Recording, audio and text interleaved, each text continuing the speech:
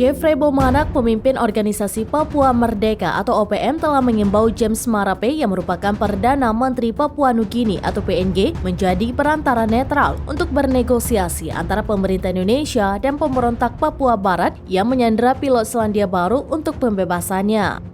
Dia telah menyerukan dalam sebuah pernyataan pada Sabtu 27 Mei 2023 untuk pemindahan yang aman dari Philip Martens berusia 37 tahun, seorang kapten penerbangan yang bekerja untuk Susi Air Indonesia yang ditangkap di lapangan terbang terpencil di daratan tinggi tengah pada tanggal 7 Februari ke lokasi yang aman di Papua Nugini.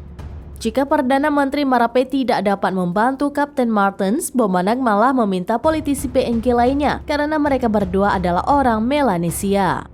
Pada bulan Februari, pemerintah PNG berhasil menyelesaikan krisis sandera dengan menegosiasikan pembebasan 3 tawanan, termasuk seorang profesor Selandia Baru yang tinggal di Australia.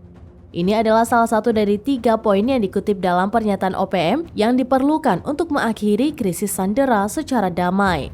2 syarat OPM lainnya untuk resolusi damai adalah pemerintah Indonesia harus membuka diri dan berbicara dengan OPM sebagai badan politik resmi Tentara Pembebasan Nasional Papua Barat atau TPNPB dan hentikan pengeboman udara serta darat, juga operasi tempur, dan tarik semua pasukan pertahanan dan keamanan Indonesia dari semua wilayah konflik.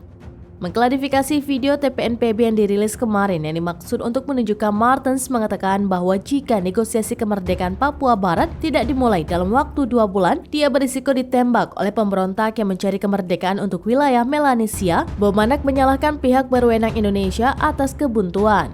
Ia menambahkan jika pemerintah Indonesia tetap melakukan operasi militer dan pemerintah Selandia Baru tidak melakukan langkah-langkah persuasif, maka OPM tidak akan diminta pertanggungjawaban ketika terjadi sesuatu yang menimpa nyawa Kapten Pilot Philip Martens akibat pertemuan udara dan darat yang terus berlangsung oleh pasukan pertahanan Indonesia.